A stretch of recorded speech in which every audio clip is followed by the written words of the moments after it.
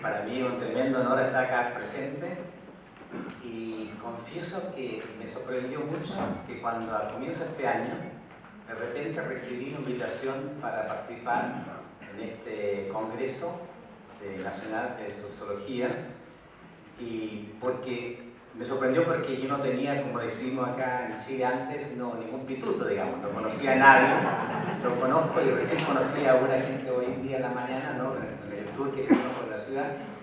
Entonces no conocía a nadie, no tenía ningún contacto y fue una muy grata sorpresa y un gran honor ser invitado. Y especialmente y además decía Talca, bueno, un Congreso Nacional de Sociología en Talca, ¿no? En mi época eso era impensable, digamos. Santiago era Chile y, bueno, Colo Colo Chile también, ¿no? Aunque yo era hecho la Universidad de Chile, por supuesto, ¿no? Queda claro. Entonces, ¿no? Me agradó mucho la iniciativa, que ahora la entendí recién, de que la Asociación de Sociología de Chile no tenía esa política de descentralizar los congresos. ¿No? Me parece una extraordinaria iniciativa y lo felicito de haber tomado esa decisión, ¿no? de empoderar, digamos, y espero que este congreso tenga algún impacto también en el resto de universidades de cada región y más allá, ¿no? Me parece una excelente iniciativa, ¿no? Es muy bueno. Y lo que me sorprendió también, además, después cuando recibí ya más adelante, ¿no? Ya salía la página web, etcétera, que había más de 1000 personas que iban a asistir y más de 800 y tantas ponencias. Entonces yo ahí me asusté un poco. Bueno, ahí hablar frente a 1000 personas sería un desafío para mí también, pero me doy cuenta que en realidad no son 1000, o sea que ya me siento un poco más en casa con esos números que ya manejo con más facilidad. Pero no, mañana me dicen que va a llegar más gente, por cierto, pero es un impacto, ¿no? O sea, yo estudié en la época de los 60, ¿no? En la Universidad de Chile, 62, 67, entonces es otra época esa, ¿no? Por un lado, la universidad pública, ¿no? Yo tuve una excelente formación, extraordinaria, en la Universidad de Chile, y le agradezco todo el trabajo que he hecho después en mi vida académica, le debo todo a la Universidad de Chile. Pero en esa época, sociología, etcétera, era una carrera que no sé si existía, ¿no? Hugo Semmelmann, alguna ahí en alguna Universidad de Chile, etcétera, había uno que otro personaje sociológico ahí, estaba la Flaxo, por supuesto. La Flaxo se creó en Chile, ¿no? No se olvida algunas veces, no hay tanta Flaxo en América Latina, y yo estoy asociado a la Flaxo ahí en Ecuador, en Quito, y que es una de las más grandes del sistema Flaxo en América Latina, pero la Flaxo comenzó en Chile, en la década 50.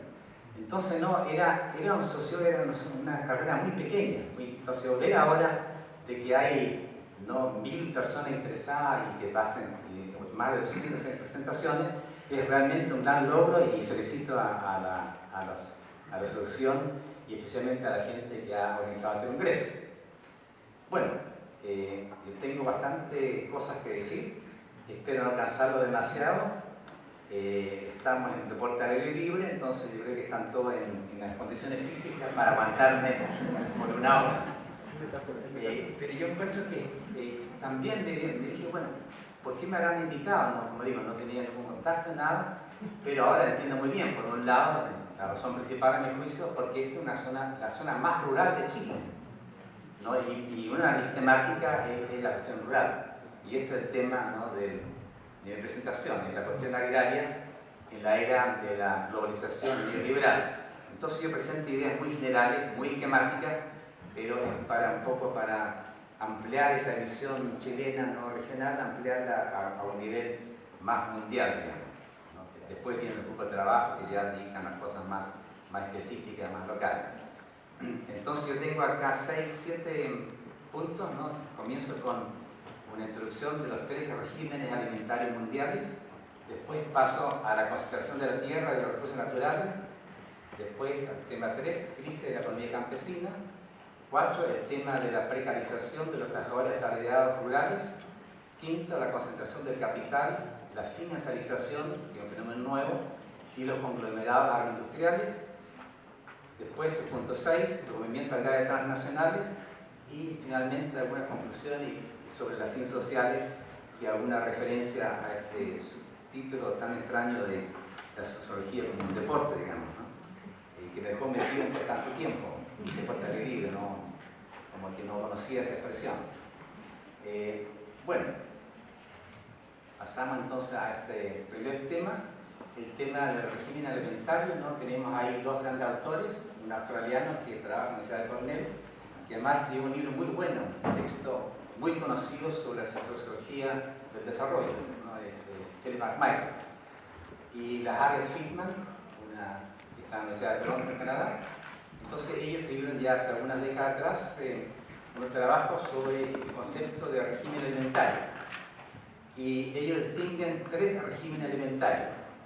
El colonial, no en la época colonial del Imperio Británico fundamentalmente, ¿no? En que se incorpora por primera vez las varias colonias en la producción mundial de alimentos, ¿no? El cacao, el café, el azúcar, el té, etc.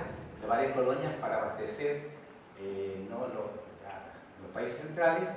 Después tenemos el sistema mercantil industrial, después la Segunda Guerra Mundial hasta el 70, que ahí domina el sistema Estados Unidos. Y tercero tenemos el sistema actual, que lo podemos llamar corporativo, que surge desde mediados de los 70 con las corporaciones agroindustriales y la evolución de los supermercados. Entonces, lo importante acá es que en este último sistema alimentario mundial, el capital corporativo asume mayor poder en relación al Estado, ¿no? Y en la internacionalización de los agronegocios. Los agronegocios asumen el poder frente al Estado incluso, y son los que imponen en cierta forma las políticas agrarias de los varios países en el mundo, ¿no? Entonces, el agronegocio es que domina ahora las cadenas de valor y que domina el sistema agrario a nivel mundial. Y eso también se refleja acá en el caso de Chile, ¿no? Entonces, bueno, tenemos este sistema corporativo, para ir en más detalle. En todos los países desarrollados, ellos tienen nuevos patrones de consumo, se desarrollan los mercados nichos, que también Chile está abasteciendo con la quinoa, ¿no? Con los berries y todo eso, ¿no? La gente cambia su dieta alimentaria, y hay una presión por parte de los países subdesarrollados, PS, ¿no? Del Partido Socialista acá, no estoy haciendo propaganda acá, presión por exportar, ¿no? Para financiar la deuda externa, y entonces surgen estas exportaciones agrícolas no tradicionales, ¿no? Antes era trigo, cacao, banano, etc. Hoy en día es mucho más importante estos productos no tradicionales como la soja principalmente, ¿no? Y la fruta, y la verdura, las hortalizas, etc., el brócoli, todo eso. Tenemos después en los países desarrollados, ¿no? El proceso de liberalización que favorece a las corporaciones agroindustriales, les permite transformar sus actividades porque se liberalizan los mercados, es más fácil penetrar en todo el país del mundo, incluso a China. Y tenemos los países desarrollados que empiezan a tener una dependencia alimentaria porque convierten sus tierras de cultivos tradicionales como el trigo, el arroz, etc., esas las exportaciones agrícolas no tradicionales. Y eso comienza también o profundiza la crisis de la economía campesina. Entonces acá en el punto 2, ¿no? La concentración de la tierra, recursos naturales, el otro tema, hubo un evento organizado por la FAO, que fue una de las últimas actividades que realizó José Graciano da Silva, que fue la persona que introdujo el programa FOME, no FOME de FOME, sino el programa, no lo pronuncio bien, quizás el programa Hambre, ¿no? De Hambre Cero, en Brasil, bajo el gobierno de Lula, y que se bajaron los índices de pobreza enormemente. Este programa que después varios otros países de América Latina han copiado, han reproducido, lo que tuvo un impacto muy importante en relación de pobreza rural y pobreza en general. Entonces él fue el gestor, y él fue el director de la FAO regional, acá en Santiago de Chile, América Latina, el Caribe, y uno de sus eventos fue iniciar la iniciativa de organizar un congreso internacional sobre el problema de la concentración de la tierra, y especialmente sobre el problema del acaparamiento de tierras. Entonces los organizadores de este evento fueron, bueno, después ustedes como saben, José Gran Silva, esto fue en noviembre de 2011 en Santiago. Yo tuve la oportunidad de estar presente ahí, y él ya en diciembre ya partió inmediatamente, terminó el evento y se partió a Roma, y al actual secretario general de la FAO en Roma, ¿no? Y ya tenía mucha presencia y mucha actividad. Entonces se salieron varias publicaciones, y una publicación que estaba mencionada ahí, ustedes la pueden bajar en la red, ¿no? Y Sergio Gómez, personalidad conocida por ustedes más que seguro acá como sociólogo chileno. Entonces, esta es la conferencia que organizaron. Y la pregunta central que tenían, ¿existe acaparamiento de tierra? Una traducción del término en inglés, land grabbing, ¿no? Porque es un fenómeno que se daba mucho en los países de África y Asia, especialmente en África, de grandes inversiones de países como China, de los países de árabes, de petróleo, ¿no? De Arabia Saudita, Qatar, etc., porque ellos temían de que no tendrían suficiente abastecimiento de alimentos bajo la crisis alimentaria cuando se dispararon los precios. Entonces, en 2009, ellos tenían mucho interés en asegurarse un abastecimiento de alimentos y empezaron a comprar tierras o entrar en negocio con los gobiernos de África, especialmente de Etiopía y otros países africanos, Nigeria, etc., para comprar tierra o arrendamiento de muy largo plazo. Y también muchos fondos soberanos que tienen exceso de dinero para invertir en la tierra y asegurar su rendimiento a largo plazo. Entonces querían ver, la pregunta era hasta qué punto se da este fenómeno también en América Latina. Entonces esa es la preocupación. Entonces los términos de estudio, que se hicieron varios estudios por todos los países de América Latina, de 7 estudios, y se concluyó que solamente en 2 casos se puede ver quizás un atisbo de acaparamiento de tierras, el caso de Brasil y Argentina, pero en parte eso se debe porque los términos para hacer los trabajos de los consultores individuales por país era una definición muy estricta, ¿no? De que eran compra de tierras de más de 10.000 hectáreas y que había intervención del gobierno extranjero. Y eso en realidad no se daba mucho en el caso de Chile, pero sí se vio muy claramente en esos estudios que hubo cierto proceso de concentración de tierras y con cierta extranjerización. Bueno, entonces acá yo tengo otra definición sobre lo que se entiende por acaparamiento de tierra, que es una visión mucho más amplia, y tomando esta definición que ustedes la pueden leer ahí, ¿no? El tema no es tanto la extensión, aunque también son extensiones grandes, pero pueden ser extensiones de varias mil hectáreas, pero no necesariamente más allá de 10.000, ¿no? Pero tiene esas características, ¿no? Que pueden ser inversores también nacionales, no solamente extranjeros, ¿no? Y que también obedecen en cierta forma a la necesidad del capital internacional de buscar nuevas formas de inversión. Entonces, con esta definición más amplia, digamos, se puede ver también, ¿no? Bueno, acá hay más características de esta definición, ¿no? De que hay muchos más países en América Latina que en realidad se da este proceso de acaparamiento de tierras. Entonces, frente a esta definición más amplia, ¿no? Hay toda la idea de captura de control, de la coerción, hay cierta coerción extraeconómica, intervienen factores políticos, transformes coercitivos, mucha corrupción en requerir tierra, manejo ilegal, etc. Y también está todo este proceso de mercantilización coercitiva, que se puede llamar coercitiva porque hay presión por parte de ciertos grupos de que los campesinos o los ciertos productores vendan sus tierras, ¿no? Hay presión para que vendan, ¿no? Y entonces, como digo, esta es una definición mucho más amplia y se puede ver esta definición ahí, en este trabajo que menciona ahí de Saturnino Borras, en este artículo en el Journal of Pesticides.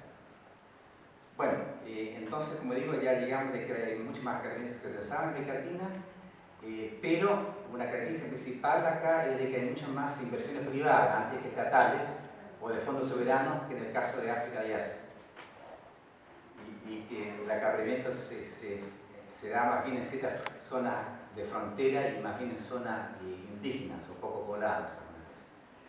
Bueno, una característica principal de la concentración de la tierra en América Latina es que son concentraciones de tierra que están muy presentes el capital translatino. Eso fue un descubrimiento que a través de los investigadores, ¿no? De que hay mucha inversión de un país latinoamericano hacia otro país latinoamericano. No es tanto la inversión extranjera, sino que la inversión de Latinoamérica entre países latinoamericanos es la que más importancia tiene. Y que es un fenómeno bastante novedoso y que llamó la atención. Entonces, por ejemplo, acá tenemos ya algún artículo, menciona algunos casos. No tenemos ahí la firma Grobo, ¿no? Con 250.000 hectáreas de trigo, etc. en Argentina, y en soja en Argentina, en Paraguay, en Uruguay y en Brasil. El grupo El Tejar, de 1.1 millón de hectáreas arrendadas y propias, no figúrense las cantidades, ¿no? El manejo de esta empresa, ¿no? También en gran parte en muchos países de América Latina, y tenemos el CR Sud, que es una subsidiaria de una empresa financiera belga, en que las acciones se cotizan a la bolsa de Buenos Aires y Nueva York, que controla casi 1 millón de hectáreas en Argentina, Brasil, Paraguay y Bolivia. Entonces, ustedes no son magnitud enorme de esta cantidad de tierras que estas grandes empresas argentinas controlan. Entonces, por otro lado, se observa la creciente importancia del complejo de carne, ganadería y pastos, de la tríada alimentos, forraje y biocombustible, y del sector no alimentario, plantaciones forestales y áreas de conservación. También una característica muy interesante es la idea de cultivo flexible o cultivo comodín, que tiene la gran ventaja para el capital que el destino del producto final, por ejemplo la soja, se decide bien al final del proceso, de acuerdo a cuál es el precio internacional de ese momento de ese producto. Por ejemplo, la soja se puede dedicar como alimento, se puede transformar en forraje o se puede procesar para agrocombustible, ¿no? Tiene esas varias posibilidades. Entonces, depende de cómo avancen los precios internacionales y los precios nacionales, ¿no? De acuerdo a eso, dedican la cantidad de soja que cosechan a qué proceso final le dan a ese cultivo. Igual que la caña de azúcar y la palma aceitera, que cada vez tiene más importancia. Entonces, estos son los convenios de comodín, por decirle, que dan cierta flexibilidad y que permiten maximizar las ganancias para los capitalistas y especialmente para el capital financiero, que compra y vende y mueve plata para sacar ganancias. Entonces, acá tenemos, ¿no?, cómo han crecido estos cultivos comodines flexibles. No la soja, que comenzó en el año 60 con menos de 300.000 hectáreas, hoy en día tiene 54 millones de hectáreas, ¿no? Son cifras realmente espectaculares, ¿no? La palma africana todavía está surgiendo, ¿no?, pero va a seguir creciendo. Y tenemos también la caña de azúcar, ¿no?, que se cuadruplicó, se multiplicó por 4 en un periodo corto. Bueno, acá tenemos un poco, ya que estamos en Chile, ¿no?, también Chile tiene su capital transnacional. Tenemos al grupo de Celco, ¿no?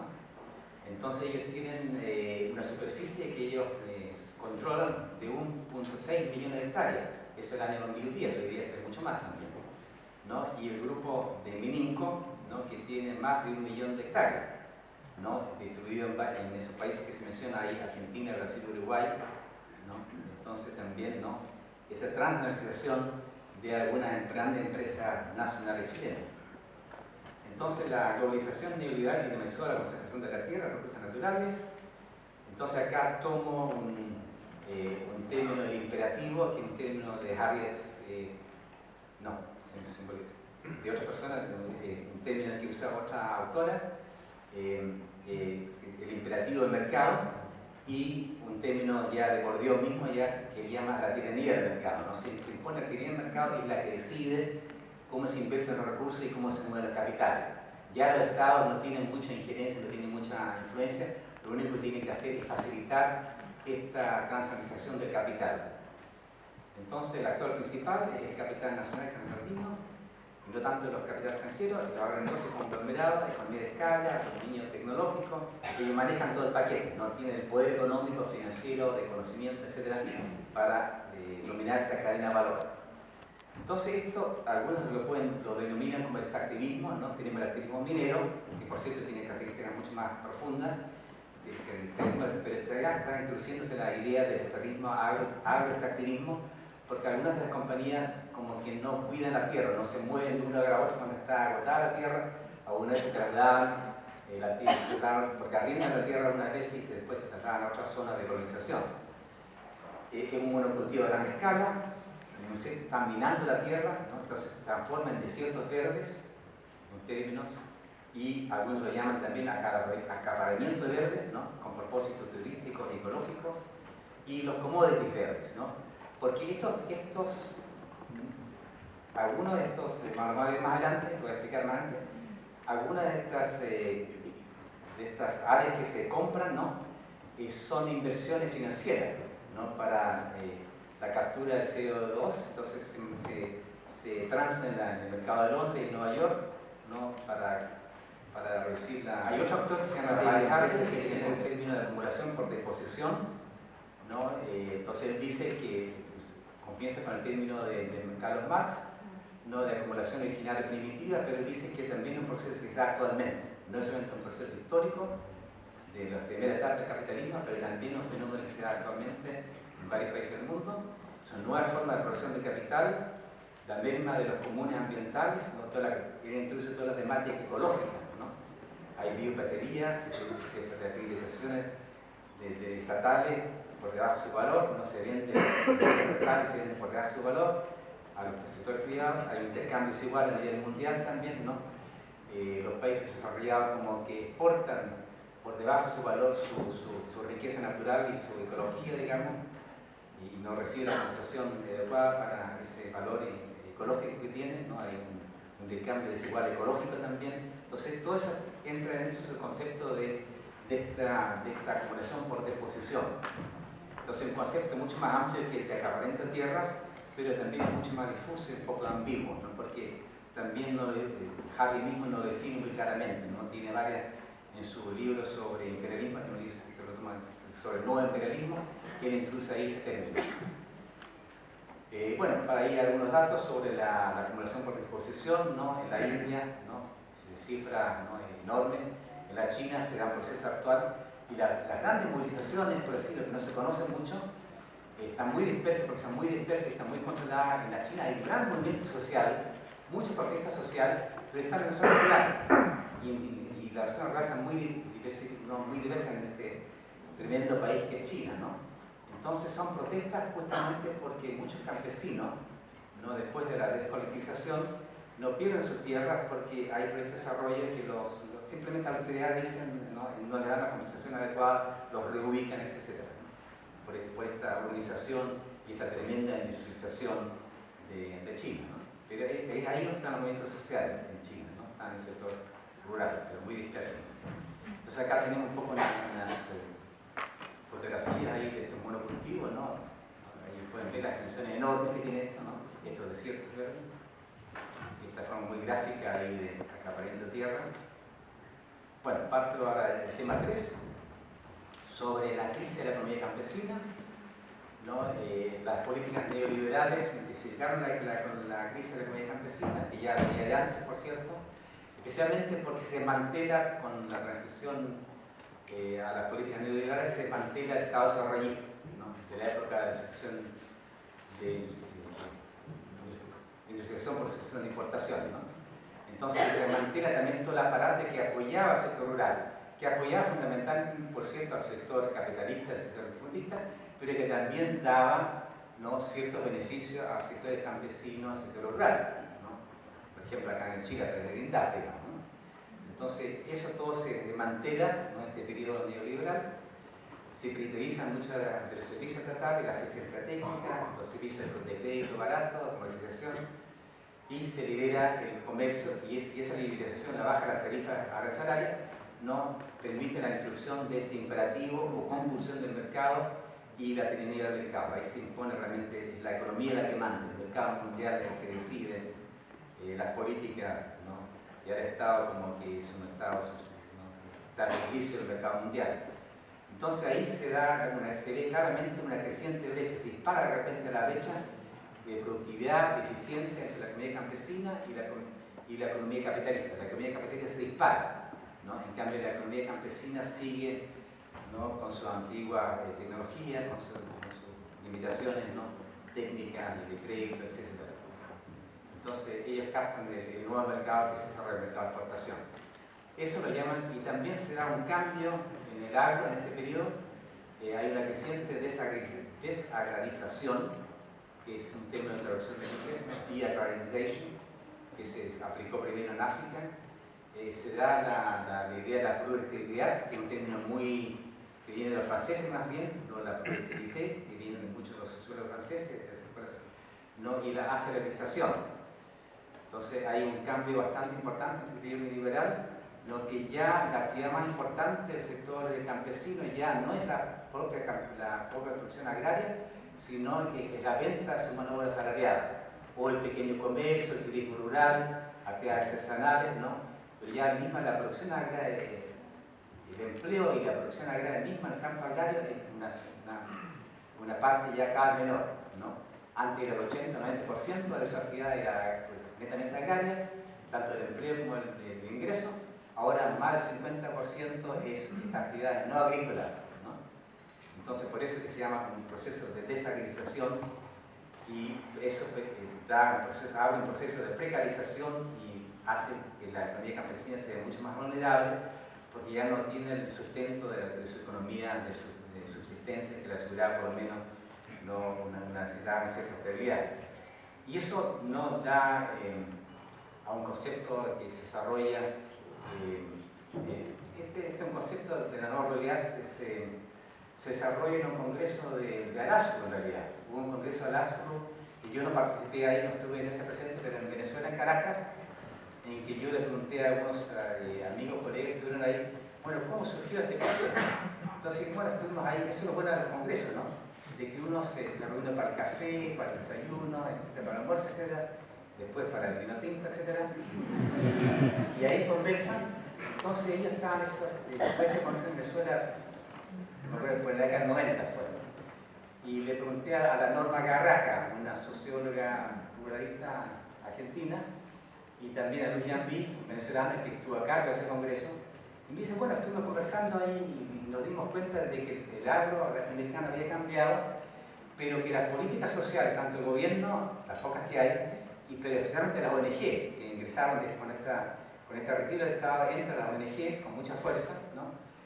Con proyectos contra la pobreza, proyectos de desarrollo rural, campesinos, etc.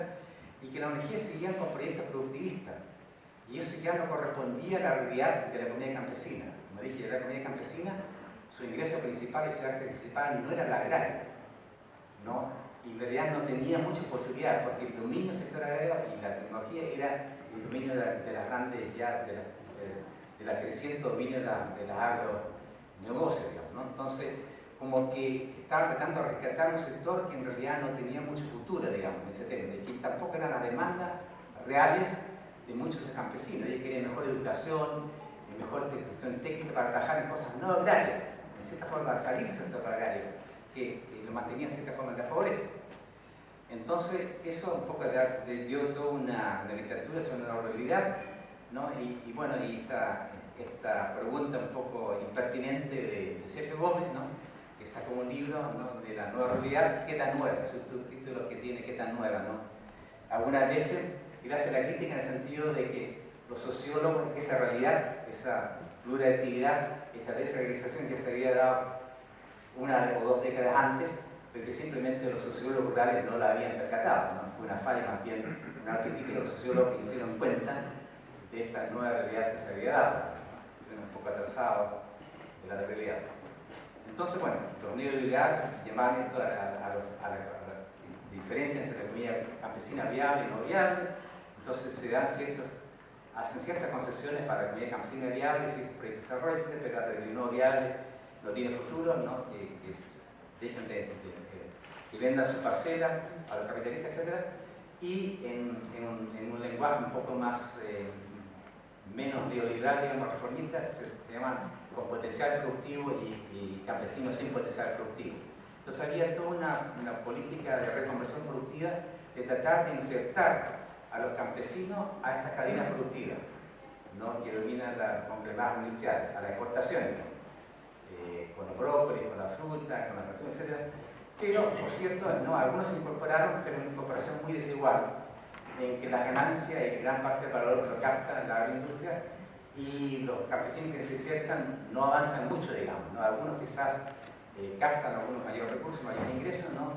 Tienen algunos beneficios, pero la gran mayoría simplemente se transforman en asalariados, digamos, ¿no? Encubiertos de alguna forma de estos conglomerados, porque les indican claramente que tienen que producir solamente tomate o solamente brócoli, no pueden producir su propio, no, ellos, la industria de la que sí lo tienen que producir, no les da todo un paquete tecnológico, etc. Entonces, en realidad, ellos están al servicio de la agroindustria, ¿no? La agroindustria está dando de forma muy inteligente usar la mano de obra familiar y femenina, especialmente, ¿no? que trabaja 24 horas al día, 7 días a la semana, etc., ¿no? Entonces ellos no tienen que pagar salario, no tienen que cumplir con obligaciones sociales, etc. Entonces una forma ventajosa para la industria entrar en este tipo de contratos, ¿no? De incorporar a la cadena, pero en esta forma desigual, como digo, en realidad no deja muchos beneficios e incluso incrementa la vulnerabilidad de muchos campesinos. Entonces esto de alguna forma vuelve un gran debate que hubo en la sociología rural latinoamericana en la década de 70 y 80, especialmente en México, entre los campesinistas versus los campesinistas y los proletarianos, ¿no? Tuvo un debate. Ahora hay que revivir este debate nuevamente con esta nueva característica que tiene el sector campesino, ¿no? Y también, porque también se dan ciertos procesos de recampesinización, especialmente en los países que fueron países comunistas, con la despolitización, no se entregó tierra a los campesinos, ¿no? Especialmente en China, ¿no? Y también en otros países orientales. Y también, como digo, en Cuba, debido a la crisis del sistema estatal cubano e incluso el cooperativo, ¿no? se descentralizaron y se entregaban cada vez más tierras en contratos de largo plazo con los campesinos mismos, ¿no? Bueno, pasamos entonces al punto. Yo quería decir algo anterior, digamos, aquí una cosa que, claro, como digo, este es un gran debate, es un debate muy importante y hay que retomarlo. Y,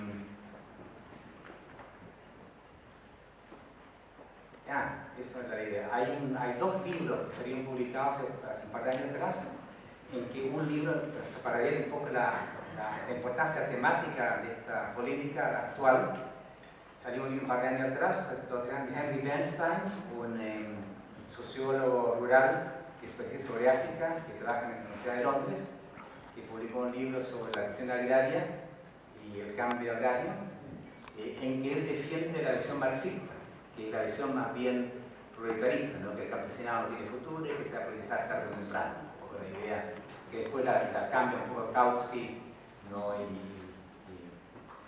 Hay todo un debate ahí entre los marxistas mismos, digamos. Y lo otro, hay una misma serie de libros, un libro que edita la persona que está a cargo de la serie, que es Saturnino Borras. Hay un libro que se publicó recién el año antepasado de Jan Douwe van der Ploeg, un sociólogo rural holandés. Van der Ploeg significa arado, que es curioso, entonces y él fue alumno de Norman Long. Norman Long, quizás algunos de ustedes lo conozcan, un sociólogo rural británico, ¿no? Muchos peruanos hicieron su tesis doctorado en Manchester bajo él, ¿no? Formó todo un grupo de sociólogos peruanos porque él estuvo trabajando varios años en el Perú y después influenció mucho a los sociólogos mexicanos. Muchos sociólogos mexicanos después fueron a estudiar y hacer su tesis de doctorado en Wageningen, cuando se trasladó de Manchester, se trasladó a Wageningen, que es la Universidad Agraria de Holanda, ¿no? Y hay un dato interesante ahí. El tercer país del mundo en términos de exportaciones agropecuarias es este país chico que se llama Holanda, los Países Bajos, en valor. El primero es Estados Unidos, el segundo es Francia y muy cercano a Francia está en los Países Bajos. Porque ellos son un agricultor muy intensivo, ¿no? Toda la industria de las flores y de la hortaliza, etc., de mucho valor agregado y producción 24 horas al día durante todo el año, ¿no? Entonces son en invernadero, entonces es una tecnología enorme. Entonces, bueno, ahí se da, ¿no? Entonces el Jan Douwe van der Ploeg tiene el subtítulo de su libro que se llama Un manifiesto chayanoviano. Y dentro de este debate campesinista-descampesinista, los campesinistas se basan en un trabajo de Chayán, que fue un agrarista populista ruso, de la época de la Revolución Rusa, ¿no? Que tuvo una polémica con los agraristas marxistas. Y se tradujo el libro, ¿no? De Archetti, ¿no? Bueno, yo soy de esa generación, Eduardo Archetti, ¿no? Un antropólogo argentino, fue la persona que publicó y se encargó de la traducción y escribió un texto de la presentación del libro de Chayano sobre la economía campesina, que fue publicado por el siglo XXI, ¿no? Entonces esa fue por ahí, por mediados, fines de la década 70, y ahí se disparó, ¿no? Eso lanzó un poco el debate entre los campesinistas y los campesinistas, ¿no? Entonces, mucha gente que también era marxista, como que se deslumbró con la idea de Chayano y se fue un poco, entonces ahí hay varias mezclas ahí de marxistas chavinovianos, chavinovianos marxistas, etc. ¿no? Hay una interrelación entre ambos polos del debate, ¿no? Y la persona que lanzó el debate también es una cosa así secundaria, pero para la sociología de la idea, es un alemán, un refugiado de la época nazi, que se llama Ernst Feder. Y él también publicó varios libros, ¿no? Que están también disponibles en español por el siglo XXI, ¿no? Sobre la violencia contra los campesinos, etc. Y él estuvo trabajando acá en Chile, en la FAO, por muchos años. Entonces, en la FAO en la época de la década 50 y 60, y después también estuvo asociado a ICINA, que fue el Instituto de Capacitación y Institución de Reforma Agraria en la época de Freire y de ahí. Bueno, pasamos entonces al punto 4, sobre la precarización de los trabajadores asalariados rurales.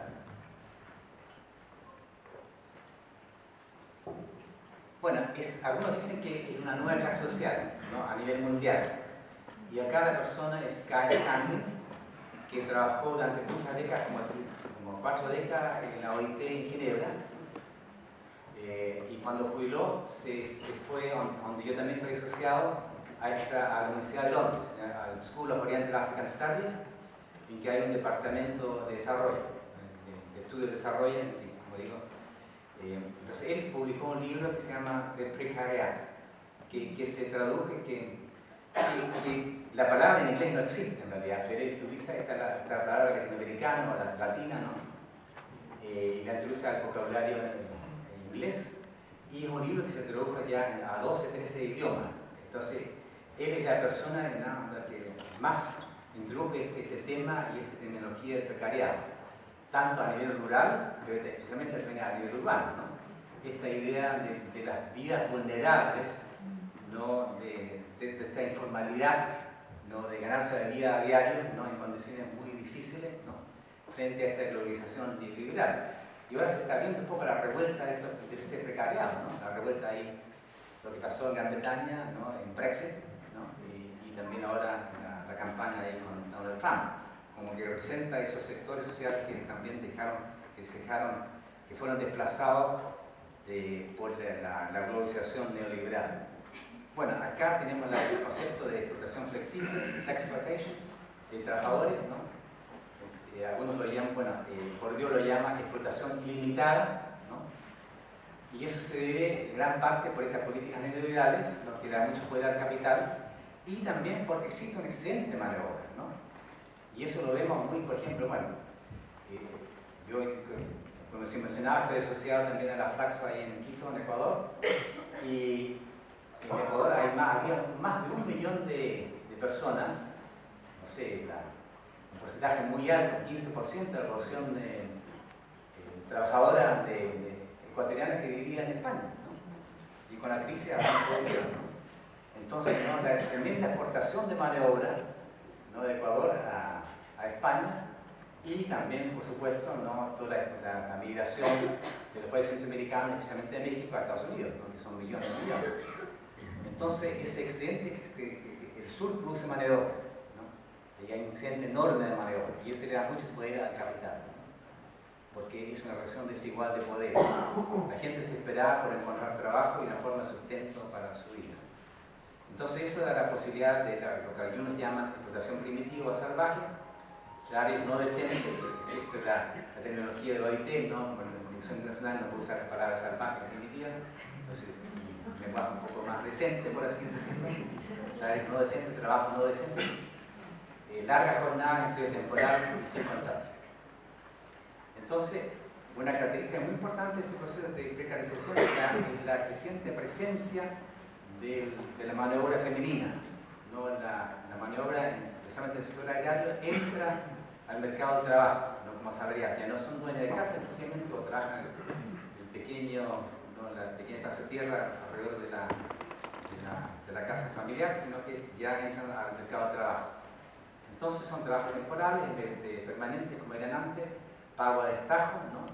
En vez de jornada por 8 horas, entonces se intensifica el trabajo de destajo, ¿no? Hay una segmentación por género, etnicidad, que permite que los capitalistas no le paguen menos a ciertos grupos sociales y sexuales, justamente porque son más vulnerables y tienen menos poder de negociación organizativo. Pero acá se da un caso interesante, ¿no? Chile algunas veces no está, yo que vengo de afuera tengo otros ojos sobre Chile, ¿no? Hay mucha crítica, hay mucho negativismo, ¿no? Para tomar un poco el subtítulo ahí del Lago, el último libro que tiene, ¿no? Las cosas no son tan negativas acá en Chile, ¿no? Es que usted tiene estándares mucho más altos que en muchos países negativos, entonces por lo menos a nivel latinoamericano, ¿no? Hay que mantener cierta, digamos, equilibrio y cierta relativización, aunque es muy importante, por cierto, las críticas son muy válidas, ¿no? Pero aún así, porque vemos, por ejemplo, que acá en América Latina Chile se distingue, ¿no? Por varias cosas, pero se distingue porque solamente el 17% de las áreas agrícolas en Chile tienen, bueno, en América Latina, solamente el 7%, ¿no? Eso es un estudio de la CEPAL, de Martin Dillon, ¿no? Que estuvo a cargo de la sección agraria de la CEPAL por muchos años. Martin Dillon, una belga que también, como otro belga acá, se enamoró de Chile, ¿no? Y se quedó acá en Chile. Entonces, ella hizo su trabajo, muy conocedora, son datos muy fiables, pero en Chile ya casi más de 2/3 tienen contratos, ¿sí? Hubo avance, por cierto, por los gobiernos de la concertación y de la nueva mayoría. Bueno, entonces hay situaciones también diferentes, ¿no? En el caso, como tengo contacto en Ecuador, ¿no? Hay el caso de Cotopaxi, ¿no? Ahí la situación no es tan dramática, ¿no? Ahí hay trabajo mucho más permanente, porque ellos están en la línea ecuatoriana, no están en la línea del Ecuador, digamos. Entonces no hay seasons, no hay estaciones, no hay. ¿No? El sol sale reciente y baja a las 8 de la noche y todos los días lo mismo, y no hay hay una época de lluvia y una época de no de lluvia, pero el clima es y hay mucho sol, entonces se permite tener producción constante de hortalizas, etc. Entonces eso cambia un poco las condiciones, ¿no? Entonces es un trabajo más permanente porque no depende de la estación, ¿no? Todos estos cultivos que son más bien temporales, acá en Chile son temporales, acá tenemos estaciones muy marcadas. Se emplea casi el mismo número de mujeres que hombres, ¿no? A cambio en otros países, el trabajo en México, por ejemplo, también en Chile, predomina más el trabajo femenino, muchos otros trabajos temporales, ahí es mucho más equilibrada la cosa. Y eso se debe en parte, y también hay una esencia de intermediarios, no existen ser contratistas, se debe en parte porque donde se dan estos invernaderos bajo plástico es en ciudades, en lugares en que hay comunidades campesinas. Y las comunidades campesinas hay mucha densidad poblacional, tienen muy pocas tierras, entonces están muy ansiosos de encontrar trabajo asalariado, entonces son distancias relativamente cortas, ¿no? En que tienen que viajar, ¿no? De 1 hora, media hora para entrar al trabajo, entonces mantienen su independencia, ¿no? Entonces tiene una situación menos precaria, digamos. Pero también hay un trabajo por tarea, ¿no? Un trabajo también que le exige un trabajo muy intenso, ¿no? Ahí sí que hay un cierto grado de explotación, pero es una situación un poco menos negativa, digamos, que en otras partes de América Latina, especialmente en México. Predomina mucho ese trabajo. Hay Sara Lara, una socióloga mexicana, ¿no? Y Hubert Cartón de Gramont han hecho un trabajo muy bueno sobre los trabajos precarios, la precariedad del trabajo en México, ¿no? Entonces ellos también participan de toda esta organización de ALAS y de ALASCO, ¿no? Bueno, seguimos con esta precarización. Bueno, también acá esta división, justamente por esta movilidad de mano de obra, también esta diferencia rural-urbana se está erosionando, se pone más borroso, ¿no? Y se ve un poco como en Cancaltalca también, ¿no? Esos taxis colectivos, hay muy buena movilización, las carreteras están pavimentadas, entonces la gente no necesariamente tiene que venir del pueblo para trabajar en cosas, para trabajar a gente rural que puede ir a trabajar en el sector urbano y gente urbana de la periferia no puede ir a trabajar en el sector rural porque ya la comunicación es mucho más fluida, los costos de transporte son tan altos, etc. Entonces hay un mayor conocimiento, mayor interconexión. Y hay sistemas también que facilitan esta intermediación laboral, los contratistas.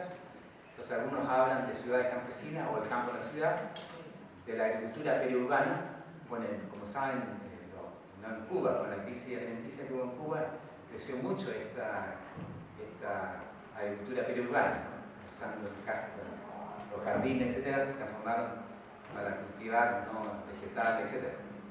Entonces la terminología es urbanización o urbanización del campo. Hay todo muchos estudios sobre este tema.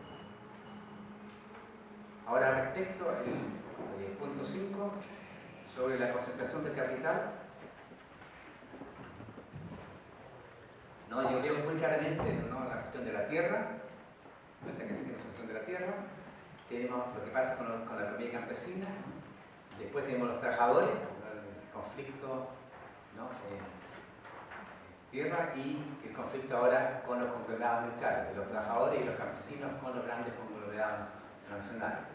O sea, para mí es muy importante enfatizar de que también es una situación muy conflictiva, aunque menos clara como antes, digamos, de un conflicto social, no entre una clase trabajadora y una clase campesina, con respecto a este capital cada vez más concentrado y internacional. Y esto en parte se debe a esta desregulación y liberalización financiera de la década del 90 y del año 2000. Entonces se introduce un nuevo instrumento financiero, varios de ellos especulativos, tiene invertir en el campo, el negocio, rentabilidad, entonces es una buena forma de invertir. Los fondos de pensiones, incluso fondos de pensiones de Noruega, fondos soberanos de países como Divare, invierten en la agricultura, porque con baja tasa de interés que hay actualmente tanto en Estados Unidos como en Europa, en el mercado de capitales, los rinden mucho más. Entonces están metidos los hedge funds, los bancos de inversión, etc. Entonces hubo un crecimiento explosivo de este capital financiero en búsqueda de sacar ganancias. Y los recursos naturales se transformaron en una buena forma de invertir capital en forma segura y a largo plazo. Entonces eso también crea una serie de cambios y refuerza el control de capital en el sector agrario. Esto de la mercantilización de recursos naturales, antes lo que eran los comunes, digamos, se apropian o se privatizan, porque de repente tiene un valor comercial, se pueden transformar en commodities. Entonces acá llega nuevamente este término de Harvey de acumulación por disposición, y también Aragi, Farshad Aragi, un iraní que trabaja en la Universidad de Estados Unidos, que él habla del acercamiento global. Así como Marx hablaba del acercamiento en la época de la transición del feudalismo al capitalismo en Gran Bretaña, cuando los hacendados británicos expulsan a la mano de obra de su grande hacienda, porque convierten la tierra de cultivo a tierra de pasto para las ovejas, y las ovejas para la industria textil, que fue la industria pionera en la revolución industrial. Entonces, él se toma la idea ahí, Aragi, de la idea del acercamiento, de los enclosures de Marx, y habla de este acercamiento global, como este desplazamiento, de la privatización de lo que era antes bienes comunes y bienes colectivos. Y bueno, ahí tiene financiarizaciones. Entonces las consecuencias son que empodera al capital y los conglomerados, este nuevo instrumento financiero, desplaza y precariza a los pequeños productores campesinos y crea toda una inseguridad en el campo. Hay mucha más variaciones de precios, porque hay mucha especulación, y la especulación juega con esta variación, saca su ganancia muchas veces con esta variación de precios. Hay compras a largo plazo, compras de invierno, etc. Entonces también crea una situación más inestable en el campo. Entonces es muy difícil controlar por parte de los gobiernos y regular este proceso de financiarización, incluso si lo desearían hacer, porque son intermediaciones muy complejas y hay mucha opacidad de los instrumentos financieros.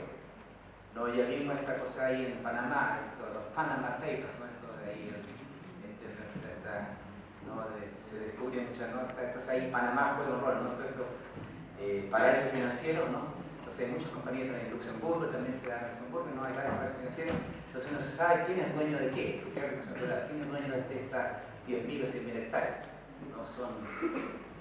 Entonces además es muy movible, se retira si las condiciones se dan, simplemente se retira de ese país, mantiene esa flexibilidad, etc. Entonces es muy difícil por parte del Estado de dar una regulación y controlar eso. Bueno, y el punto 6 ahora, el movimiento agrario transnacional. Acá menciona la Vía Campesina, que es un movimiento internacional, pero que se fundó en Honduras, pero con organizaciones de todas partes del mundo, y que fue una reacción es un poco la idea de, no de los movimientos, de los contramovimientos, ¿no? La idea de counter movement, movimiento de counter movement, es la reacción frente a la globalización, ¿no? Tarde o temprano surgen los grupos afectados por esta globalización como que se rebelen y tratan de cambiar este sistema. Entonces ahí tiene algunos datos, ahí agrupa tantas organizaciones locales, la gran mayoría de América Latina, el Caribe, la MST, que tiene mucha presencia, mucha importancia en esa vía campesina, la CLOC, que es la coordinadora latinoamericana, ¿no? Bueno, acá en Chile, la Anamuri, ¿no? Para que paso el aviso porque quizás no todos la conocen, la Anamuri, y la Confederación Nacional Sindical Campesina Ranquil, que ya tiene su historia acá de varias décadas, ¿no? Por esta matanza ranquil que hubo acá en Chile también el siglo pasado, y muchas otras, en fin. Entonces, estos movimientos, ¿sabes? Frente a esta globalización neoliberal mundial, surge, ¿no? el movimiento, ¿no? Tratando de alguna forma de protestar frente a los avatares de esta máquina arrolladora del capital transnacional y defender los derechos del campesino. Entonces, los temas centrales de esta vía campesina es la reforma agraria, y ellos introducen el concepto de soberanía alimentaria, que es diferente del concepto de seguridad alimentaria. Entonces, un concepto mucho más amplio, con mucho más énfasis político, ¿no? de control social sobre lo que es la agricultura y lo que debería ser la agricultura. El tema de derechos humanos, ¿no? Por ejemplo, en Honduras hay matanzas constantes contra dirigentes campesinos, ¿no? Acá, a pie del Banco Mundial, y como digo, ya acuñó el término de seguridad alimentaria, pero una crítica que yo le hago a la vía campesina, que no le pone mucho énfasis a los asalariados trabajadores, asalariados agrícolas, ¿no? Es muy campesinista y se olvida de que hay muchos trabajadores rurales que son, ¿no? asalariados completos y no tienen un programa muy claro para defender los derechos de los asalariados rurales. En parte porque como es una asociación internacional, ellos no quieren tocar mucho el tema de que también hay explotación de campesinos por campesinos, ¿no? Hay campesinos más grandes y campesinos más chicos, ¿no? Se aprovechan los grandes de los más chicos. Incluso por relaciones de parentesco, hay aprovechamiento por relaciones de parentesco. Entonces, y también los campesinos más grandes también de vez en cuando ocupan mano de obra salarial para cierta época, poca por cierto, pero también ocupan mano de obra salarial. Entonces ese tema de los derechos de los trabajadores rurales asalariados no es muy tocado. Entonces el énfasis más bien en la soberanía alimentaria y en la producción alimentaria. Bueno, ahí tienen, ¿no? Lo que ellos entienden por soberanía alimentaria, ¿no? Un concepto muy amplio, muy general, pero muy valioso, ¿no? Tiene una serie de virtudes, ¿no? Que yo, por cierto, apoyaría 100%, pero también hay una crítica que se hace, que le hace fundamentalmente Henry Bernstein, marxista británico, ¿no? Que él dice que es una versión demasiado romántica de que lo es la economía campesina y de que también muchas veces los mismos campesinos no son agroecológicos, la idea de que todo el campesino agroecológico tampoco no es tan cierta, y muchos no la prefieren, compran la soja también para cultivar soya en vez de ¿no? Entonces también entran en este negocio de las nuevas semillas, ¿no? Y tienen, no valoran bien la tecnología, ¿no? Porque la economía campesina, hay todo un debate a nivel mundial también si la economía campesina es capaz de alimentar al mundo. Entonces la vía campesina, la organización dice que sí, los campesinos son capaces de alimentar a todo el mundo. Y los más escépticos dicen no. Necesitamos a las grandes corporaciones porque ellas tienen economía de escala, etc. Pueden abastecer las grandes poblaciones urbanas, etc. Y que la economía campesina no tiene esa capacidad en realidad de tener mercados nichos, etc. para ciertos productos, pero no a nivel mundial con el trigo, el arroz, la ganadería, etc. ¿No? Entonces hay todo un debate sobre hasta qué punto, ¿no? En realidad los campesinos podrían abastecer, ¿no? Entonces la necesidad de cierta forma de tener una agroindustria, para bien o para mal, ¿no? Entonces está ausente a mi juicio en este análisis de la vía campesina, no hay un análisis de clases sociales, como que se esconde eso. Entonces, bueno, y acá siguiendo un poco una reflexión adicional sobre este movimiento agrario, hay toda una crítica que está surgiendo ahora sobre los gobiernos de izquierda, ¿no? Que surgieron justamente muchos de ellos, especialmente por ejemplo en los países indígenas como Bolivia y Ecuador, justamente al calor de la movilización indígena, ¿no? A través del artículo tanto cuanto de la OIT, ¿no?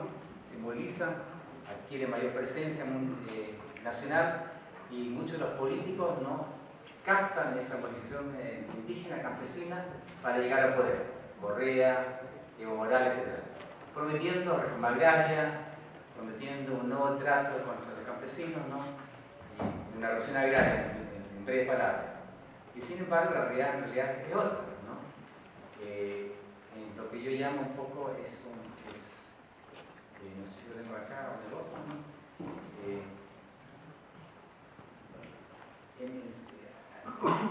En realidad esos gobiernos como que se dejan seducir por el agroextractivismo, ¿no? La seducción es la forma más fácil para esos gobiernos para generar ingresos, captar divisa extranjera, no seguir con un modelo agroexportador neoliberal, pero por cierto con algunos cambios, ¿no?, con cambios con políticas sociales que lo financian justamente con estas agroexportaciones que lo colocan impuestos, ¿no?, sacan parte de la renta que sacan estas exportadoras agroindustriales, captan parte de la renta y la distribuyen socialmente, a través de servicios sociales, educación, etc. Es un gran avance, por cierto, pero el modelo mismo económico depende del mercado mundial. Y ahora se ven las consecuencias. Esto todo se dio gracias a China, una tremenda demanda por productos primarios, tanto en minerales como agroindustriales, ¿no?, que vino en China, que disparó los precios agropecuarios, ¿no?, en los precios minerales, entonces dio ese boom. Y con ese boom, claro, se pueden hacer muchas políticas sociales, pero ese boom se debería aprovechado para cambiar la matriz productiva, ¿no?, para saber qué pasa cuando ese boom desaparece un día, ¿no? Tenemos que tener otro tipo de producción más sustentable, ¿no?, más basada en capital humano, en capital técnico, ¿no?, creación de ciertos tipos de industrias, ¿no?, de gran valor agregado, y como digo, usando el conocimiento y la capacidad educativa de la población, ¿no?, una cuestión más sustentable a largo plazo. Y eso en realidad no pasó en gran parte, en la mayoría de esos países. Hicieron algún esfuerzo, pero muy, muy débil. Entonces, en parte, ¿no?, las razones por las cuales quizás los mismos movimientos sociales no presionaron a los gobiernos a que cumplieran su agenda que prometieron, en parte porque algunos de ellos fueron cooptados, ¿no?, en algunos países los que eran los líderes campesinos y los más aguerridos, digamos, entraban a la tarea del gobierno, entonces cambiaron sus perspectivas, ¿no? También hubo un enfrentamiento entre Evo Morales también y la Media Luna, los Santa Cruz, ¿no?, los grupos solleros ahí, y al final se llegaron a un acuerdo, ¿no? Pero hubo el intento de Evo Morales de enfrentarse a ese capital, pero no logró imponerse y se llegó a un acuerdo, ¿no?, entre ellos. Entonces ahora sigue ese modelo neoliberal y ellos hay más soya que nunca, hay más agroexportación que nunca, pero tienen que pagar ciertos impuestos y cierta, ¿no?, que lo restituye el Estado, ¿no? Esa es la contrapartida, digamos, de este acuerdo que hizo Evo Morales y el sector agroindustrial de las tierras bajas, ¿no? Entonces esta idea del rentismo, ¿no?, una cosa, es una cosa, una herencia colonial latinoamericana, ¿no? Latinoamérica nació centralista y sigue siendo centralista en gran parte, y sigue siendo extractivista Latinoamérica, ¿no? Hay muy pocos países en que la producción industrial le agrega más valor, digamos. Seguimos siendo países mineros, países, ¿no?, especialmente con la transición neoliberal, se volvimos más incluso a ser nuevamente países exportadores de productos primarios, ¿no?, la reprimización de la economía latinoamericana gracias a esta neoliberación. Entonces es un poco también, si uno que es un historiador nos ve cómo toda esta presencia de la época colonial sigue en cierta forma en el modelo económico que sigue América Latina, este rentismo, esta ganancia rápida, ¿no?, asociada a sistemas políticos clientelísticos, ¿no? Los caudillismos siguen de alguna u otra forma, ¿no? Entonces eso es un poco la herencia que nosotros tenemos y que tenemos que subirla, ¿no? Entonces, bueno, hay algunas conclusiones ahora, pasar al último minuto a este tema de las conclusiones y algunas reflexiones sobre ciencia social. esta fue una presentación muy general, muy esquemática, el contexto y el tema. Bueno, la idea era dar un marco analítico para que estudios más particulares puedan profundizar dentro de este esquema general. porque un día el Estado-Nación, ¿no?, somos parte de un sistema mundial, ¿no? Entonces toda esta idea de Brexit, por ejemplo, o lo que Trump quiere hacer, de volver a controlar, de buscar el Brexit, era ser soberano nuevamente, pero una soberanía ilusoria, ¿no? Domina el capital nacional, ¿no?, y especialmente el capital financiero que está en Londres, ¿no? Entonces esa idea es una política más bien antimigratoria, ¿no? Entonces hoy en día hay que tener una soberanía, tener un sistema soberano a nivel mundial, no dar acuerdo mundial.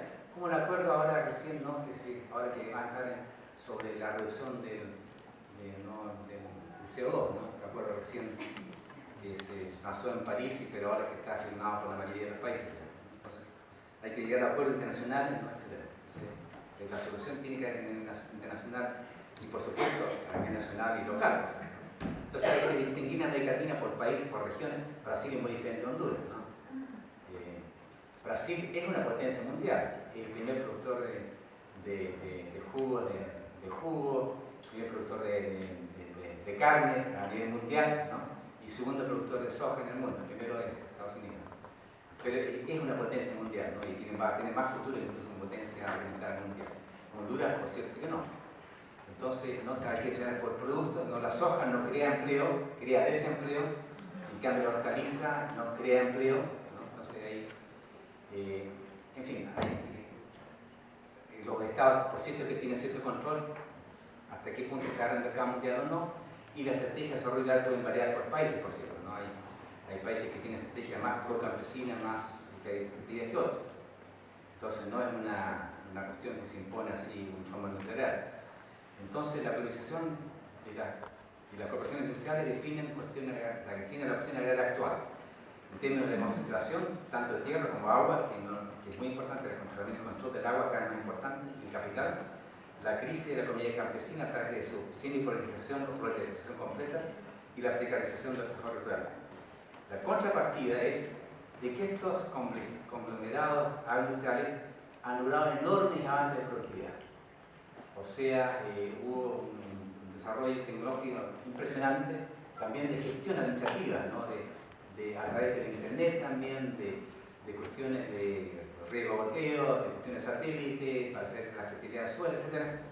Entonces hubo una tremenda explosión también de rendimiento, ¿no?, que la parte, pero a un cierto costo social, ¿no?, el costo social de la precarización de los trabajadores, ¿no? Bueno, ahí tienen los datos sobre Brasil, que lo mencioné por el actual. Y bueno, la contrapartida, ¿no? Entonces Brasil, bueno, ya esto es tortería. Bueno, una reflexión sobre la sociología. Esto lo voy a saltar, ¿no?, es un poco una historia personal, ¿no?, estuve trabajando en el CESO, y porque yo digo, no esta reflexión sobre la responsabilidad social de lo académico, lo sociólogo, etc., ¿no? Entonces, me hicieron una entrevista un par de años atrás. Entonces me dijeron, ¿cómo acá en Chile se circula la idea de que ustedes ahí, que lo echaron por buenas razones, porque ustedes no trabajaban, sino que hacían pura política? No hacían sociología, economía o ciencias políticas, sino que hacían pura política, eran todos activistas. Y es cierto, yo trabajé en el CESO, la mayoría eran, todos pertenecían a partidos políticos en el CESO en que yo trabajaba, ¿no? Y yo era el único que yo era allendista, pero no pertenecía a partido político. Entonces todas estaban en su reunión partidaria, etc. Entonces me decían, bueno, ¿y qué trabajo hacía este científico? Y bueno, todo lo contrario, se produjo más que antes, mucho más, una producción académica y intelectual enorme. Esto parece que es mío, yo creí que lo había... Vaya. Yo creí que lo había apagado. Analizo que el tiempo ya está mediando el tiempo. Entonces, la paradoja, la aparente paradoja es el proceso de, ya comenzó con el proceso de la reforma agraria de Frey, pero el proceso de la sesión con empanada y vino tinto, ¿no? Nosotros vivíamos a un nivel de casi la gente no dormía. Había una tremenda, ¿no? Una inyección de dinamismo, de fuerza, que permitía hacer las dos cosas. Por un lado ser activista político y por otro lado seguir y producir y trabajar y escribir cosas micrografiadas en esa época, ¿no? Miles de debates, seminarios, porque era ¿no? Una transformación, uno veía en los ojos, ¿no? Lo ideal para los sociólogos, por eso es que llegaron muchos sociólogos norteamericanos, ¿no? Alain Touraine, ¿no? Y muchos. Eric Hobsbawm llegó, nos visitó al CESO, el CEREN, ¿no? También CEREN la Católica, ¿no? Llegaban todos estos intelectuales, Paul Switzer, a ver este fenómeno chileno, ¿no? Porque es un fenómeno único, ¿no? Entonces, era el ideal para los sociólogos, ver, en vez de leer un texto, como sea el cambio social, como sea la revolución, etc., ¿no? Ahí está, las tomas de tierra, las tomas de las fábricas, ¿no? Era vivir, es ver cómo se está haciendo historia.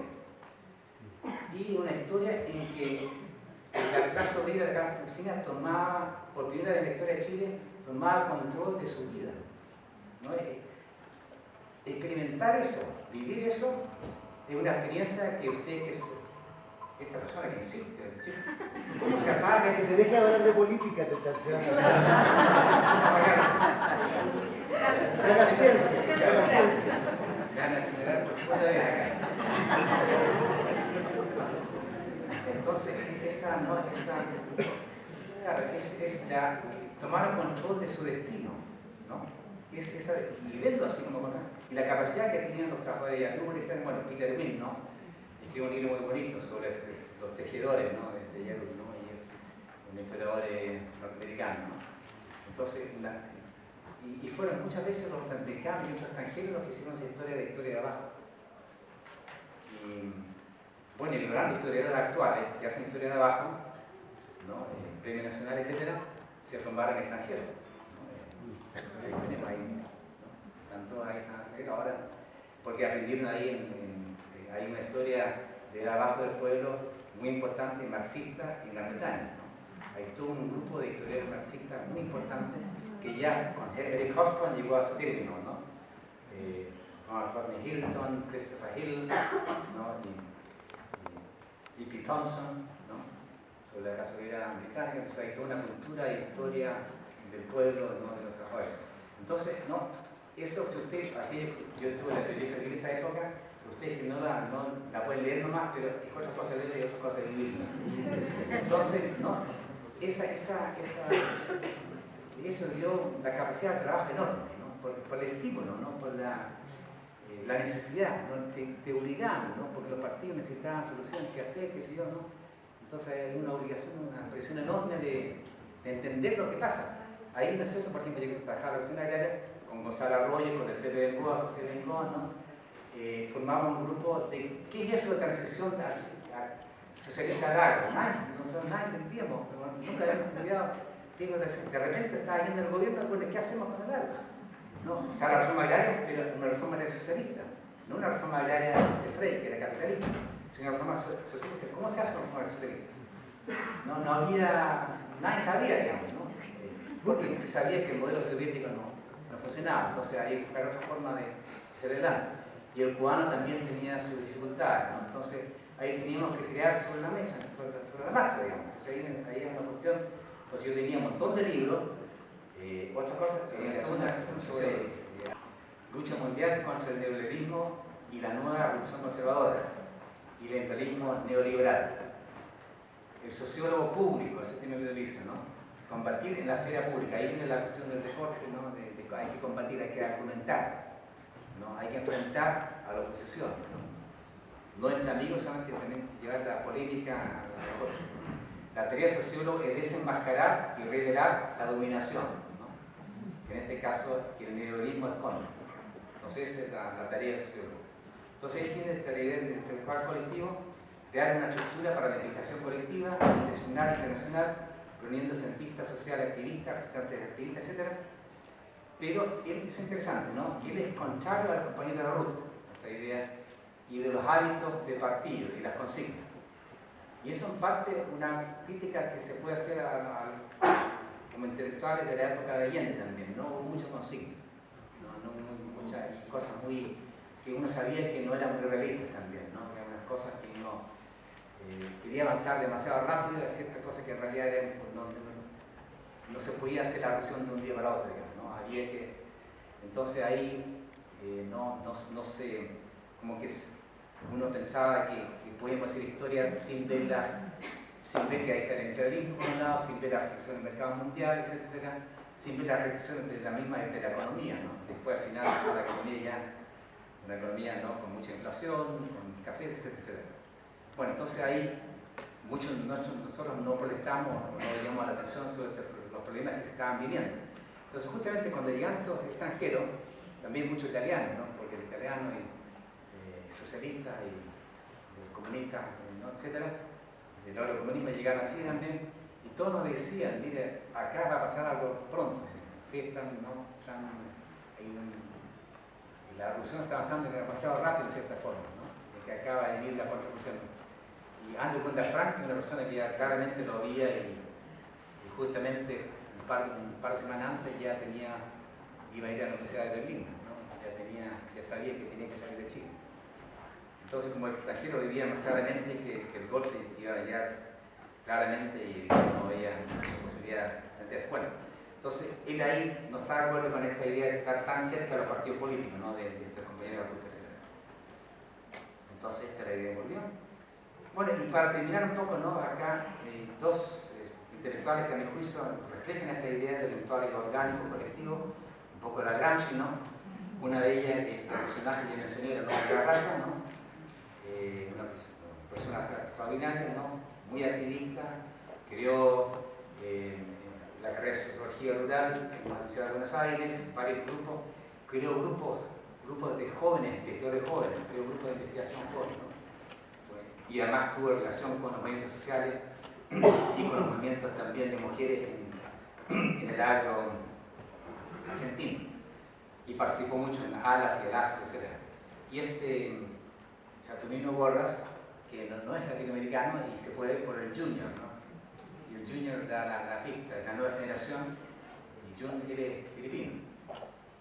Bueno, ahí ustedes pueden ver, es editor de una revista que se llama The Journal of Class Studies, que tiene el índice Impact Factor más alto de toda la revista, ¿no?, gracias a la capacidad editora que él tiene, de The Journal of Class Studies. Bueno, ahí termina acá con... bueno, y se me olvidó una cosa.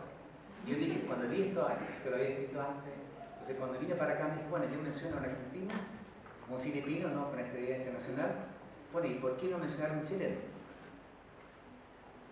Y yo, como que trabajo en la cuestión agraria, ¿quién podría ser ese chileno? Un intelectual, quizás no tanto lo Bourdieu, sino como el intelectual activista chileno, digamos, ¿no?, con más presencia política. ¿Quién podría ser ese personaje? ¿Ah?